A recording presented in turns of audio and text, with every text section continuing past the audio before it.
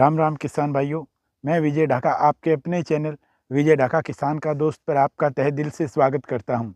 दोस्तों, आज हम चर्चा करेंगे कि जब हमारी लहसुन की फसल 75 से 85 दिनों की हो गई है तो हमें क्या करना चाहिए और क्या नहीं करना चाहिए, क्योंकि ये एक ऐसी इम्पोर्टेंट स्टेज है जहाँ पे हमें दोनों विचार करने होंगे कि कोई चीज़ हमें करनी है या कुछ से हमें पीछे हटना है, ताकि हम एक अच्छा उत्पादन ले सकें। क्योंकि सब्जी वर्गीय फसलों में छोटी सी चूक भी बहुत भारी होती है, इसलिए नियमित रूप से देखभाल करते हमें रहना चाहिए। हम अपनी चर्चा को आगे बढ़ाएं और मुख्य पॉइंट पर आएं उससे पहले मेरी रिक्वेस्ट है किसानों से कि चैनल सब्सक्राइब नहीं किया है तो सब्सक्राइब करें और लगातार नई नई जानकारी समय समय पर प्राप्त करते रहें।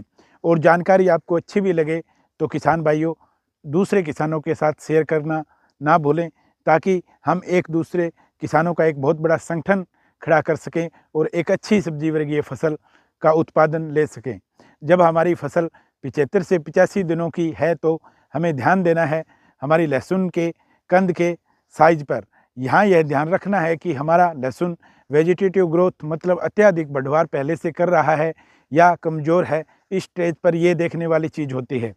यहाँ किसान भाई 85 से 90 दिन पर कई बार यूरिया का प्रयोग करते हैं। इस स्टेज पर यूरिया का प्रयोग किसान भाइयों बिल्कुल नहीं करना है, अन्यथा कंद के फटने का चांसेस बढ़ जाता है और ये समस्या बहुत भारी पड़ती है किसान भाई को। इसलिए इस स्टेज के ऊपर यूरिया का प्रयोग बिल्कुल भी नहीं करें। अगर नंबर 2 की बात करूं, 80 से 90 दिन की स्टेज पर हमें सिंचाई बहुत सोच समझ कर करनी है, अन्यथा जड़ों और कंद दोनों के नष्ट होने का खतरा बढ़ जाता है।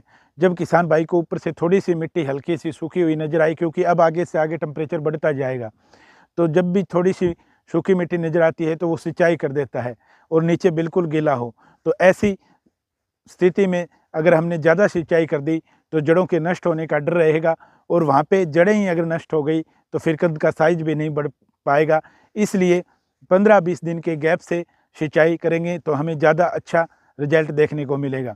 नंबर 3 की बात करूं, 70 से 80 दिन की स्टेज पर 25 kg कैल्शियम नाइट्रेट और 25 kg MOP डाल सकते हैं सिंचाई के समय। यदि सिंचाई की ज़रूरत उस टाइम लहसुन को है तो 25 kg calcium nitrate plus 25 kg potash डालना न भूलें। MOP भी डाल सकते हैं, SOP भी डाल सकते हैं। SOP डालोगे तो ज़्यादा बेटर रहेगी। नंबर 4 की बात करें तो इस स्टेज पर आप फोलियर स्प्रे में 0050 1 kg पर एकड़ और बोरोन 20% वाला 250 ग्राम, यदि पूरा हरापन है हमारे लहसुन के अंदर तो आप 250 ग्राम ले सकते हैं। और यदि आपको ये लग रहा है कि नमी कम है मौसम में तो आप 150 से 200 ग्राम का यूज कर सकते हैं।